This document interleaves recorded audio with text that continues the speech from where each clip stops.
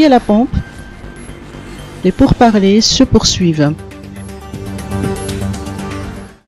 Les pourparlers entre l'État et les pétroliers se poursuivent en ce qui concerne la hausse des prix à la pompe.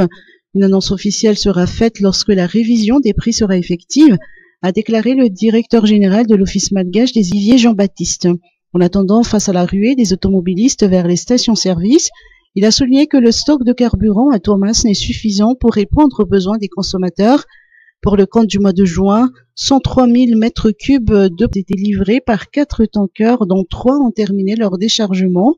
Le ravitaillement des stations-service se poursuit donc normalement. Le DG de l'OMH a également précisé que la limitation à 25 litres de la vente de supercarburant et de gazole dans les jerrycans relève d'une décision purement technique afin d'éviter les spéculations et les risques d'accident. Vaccin contre le Covid-19. Les États-Unis attendent la vaccination des jeunes de 12 à 18 ans.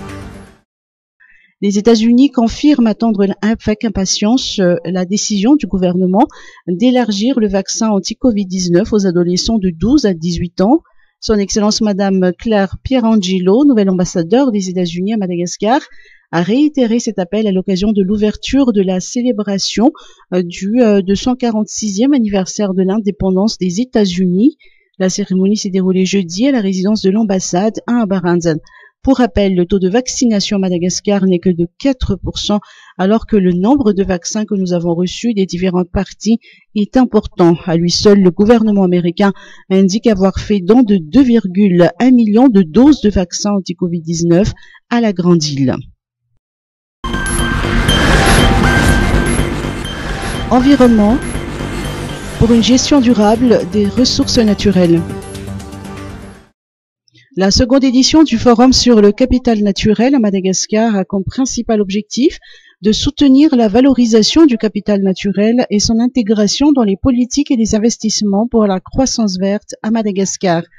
Un forum au cours duquel les parties prenantes planchent sur les moyens d'exploiter les innombrables ressources naturelles dont dispose Madagascar.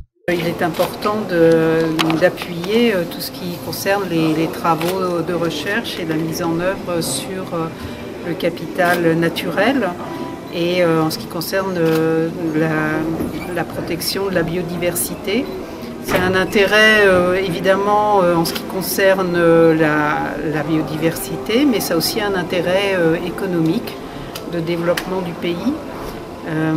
La biodiversité, elle va au-delà évidemment de la faune extraordinaire de Madagascar, qui est celle qui attire beaucoup les touristes, notamment à Madagascar. Mais c'est, comme ça a été dit tout à l'heure, une biodiversité endémique. Donc c'est une biodiversité que l'on ne voit qu'ici, pratiquement. Et ça, c'est une richesse. Et l'appui de l'AFD, c'est aussi d'essayer de valoriser pour Madagascar et pour les populations qui dépendent de cette biodiversité, valoriser ce capital naturel. Est-ce qu'on pourrait savoir votre financement? Alors les financements, je ne les ai pas complètement en tête. Ce que l'on a dit tout à l'heure, c'est qu'on a un objectif en 2025 de financer à hauteur de 1,8 milliard d'euros, ce qui est très important, la biodiversité dans nos projets climat.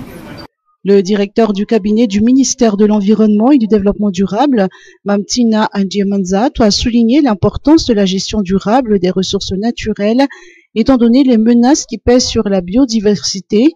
Durant les réunions, les participants ont abordé les moyens de valoriser, d'intégrer et de financer le capital naturel dans les politiques et les investissements pour la croissance verte à Madagascar, en s'appuyant sur les priorités, les expériences et l'engagement des parties prenantes nationales.